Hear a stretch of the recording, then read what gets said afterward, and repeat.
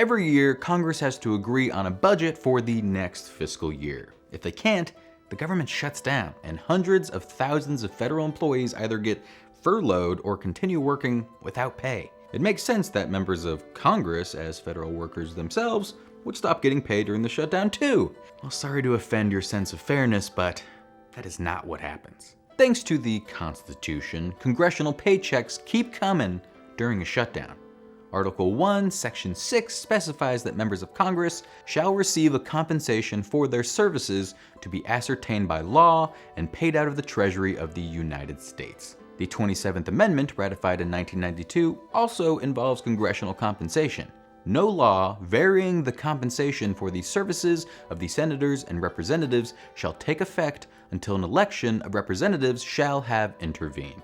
In other, less confusing words, Congress can pass a law to change their pay rate, but it can't go into effect until the next term. It's meant to prevent members from jacking up their own salaries without at least giving constituents the chance to vote them out of office. But it also keeps them from pausing their pay during a shutdown. Congress might be able to pass a law that says future Congresses wouldn't get paid during a shutdown. I mean, bills to that effect are introduced basically every time a shutdown is looming, but they rarely make it farther than glowing press releases. Similar constitutional provisions ensure that the president and federal judges get paid during a shutdown too.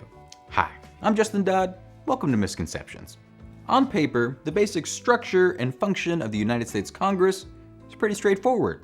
It's a two-parter. The House of Representatives has 435-ish members, divided among the states based mostly on population. The Senate has 100 members, 2 to each state, regardless of population. And it's the legislative branch, meaning it makes laws. In practice, though, Congress is really freaking complicated, and sometimes it's hard to tell fact from an assumption you made based on the headline of an article you've never really read. Well, fear not, on today's episode, we're shedding light on some common congressional myths and misunderstandings, from the process of vetoing a veto to the truth about all those purported Capitol Hill perks. Let's get started.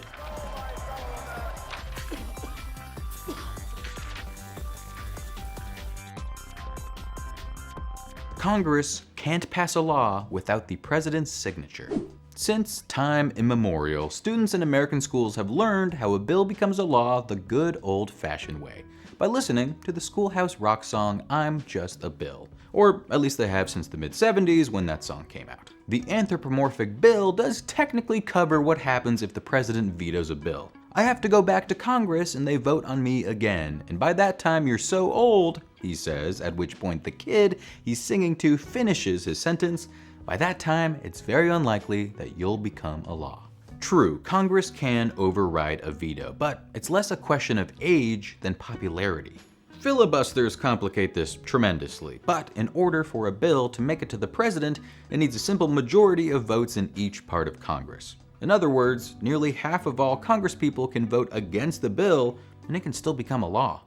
I'm not saying it's easy to pass a law, but it's way easier than trying to pass it after the president vetoes it. In that case, the vote threshold jumps from 1/2 to 2/3, called a supermajority.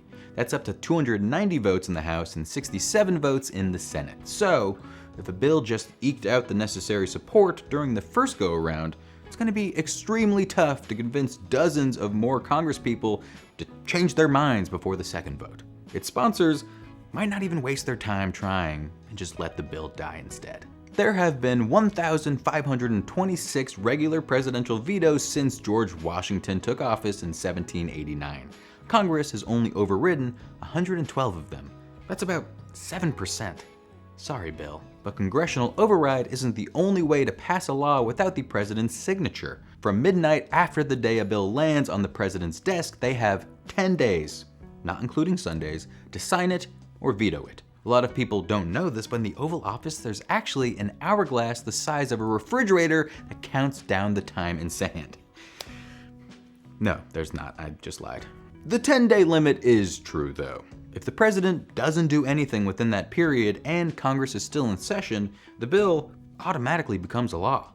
Presidents have used this rule when they're not thrilled about endorsing or vetoing certain legislation. In June 1970, for example, Richard Nixon let the 10 days elapse for a law that would continue funding the special milk program, which subsidized milk in schools.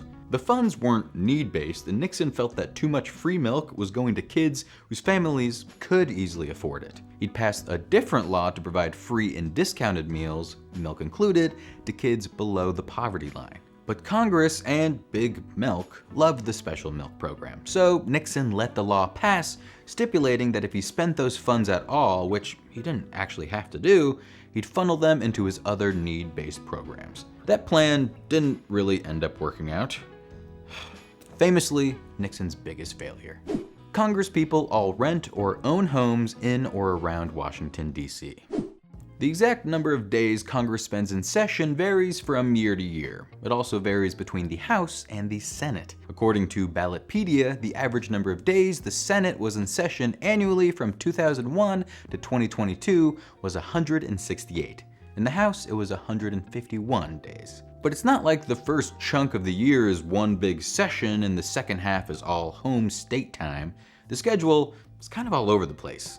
Members usually get weekends off, plus some random free days or even whole weeks throughout the year. Plenty of them do rent or buy homes in Washington, D.C., and then head back to their home states whenever they have a long enough break between session days. But it largely depends on where you're from and how much expendable income you have. D.C. housing is not cheap. Congresspeople whose home states aren't too far from the Capitol might just commute each day they're in session. Joe Biden, for one, earned the nickname Amtrak Joe by taking a 90-minute train ride from Delaware to D.C. and back during his 36 years in the Senate. He didn't live in the Capitol until his vice presidency. Other members forego long commutes or second homes in favor of just sleeping in their offices. It happens way more often than you'd think. At this point, it's sort of a congressional tradition. When North Carolina Republican Ted Budd arrived in the House in 2017, one of the first things he did was install a Murphy bed in his office. Other congresspeople favor cots or even just their couches. The general MO is to pack up your sleeping stuff early every morning, head to the members-only gym to work out and shower, and then start the workday when everybody else does. Unsurprisingly, not everyone is a fan of this custom. Some congresspeople think it's inappropriate or just kind of grody. Here's how then California Representative Jackie Speer put it to NPR. Imagine if you said to a constituent coming into your office, "Welcome, come into my bedroom." I mean, I don't know if I'd want to sit on anyone's couch. Other members consider it a misappropriation of taxpayer funds. After all, you're technically getting free housing. As Mississippi Representative Benny Thompson told the New York Post in 2018, you get free cable, free electricity, free janitorial, free security, no rent. It's a heck of a deal. Anyway, if you see a Murphy bed in the background of my next video, no you didn't. Members of Congress get free health insurance. For some reason, there's a general belief that congresspeople don't have to pay for any health care.